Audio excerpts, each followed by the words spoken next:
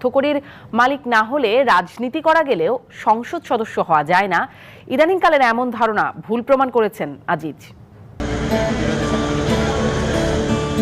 দ্বাদশ জাতীয় সংসদের প্রথম অধিবেশন উপলক্ষে যখন সংসদ ভবন প্রাঙ্গণে বিলাসবহুল গাড়ির মেলা, তখন প্রবেশমুখের চেকপোস্ট দিয়ে একটি সিএনজি চালিত অটোরিকশা ঢুকতে দেখে ধন্দে পড়ে গিয়েছিলেন দায়িত্বরত পুলিশ সদস্যরা। ভেতরে যাত্রী একজন সংসদ সদস্য জানার পর প্রবেশের অনুমতি পায় অটোরিকশাটি।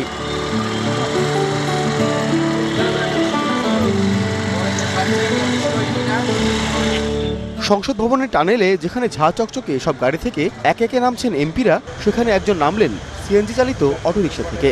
দ্বাদশ জাতীয় সংসদের সর্বকনিষ্ঠ এই সদস্যের নাম আজিজুল ইসলাম। সিএনজিতে আসলাম, আমি তো সিএনজিতে চলাফেরা করি, আমার তো গাড়ি নাই। আজিজুল ইসলাম যশোর ৬ আসনে নৌকার প্রার্থী শাহিন চাকলাদারকে হারিয়ে স্বতন্ত্র সংসদ সদস্য হিসেবে নির্বাচিত হয়েছেন। তার অর্থের ঝনঝনানি না থাকলেও ছিল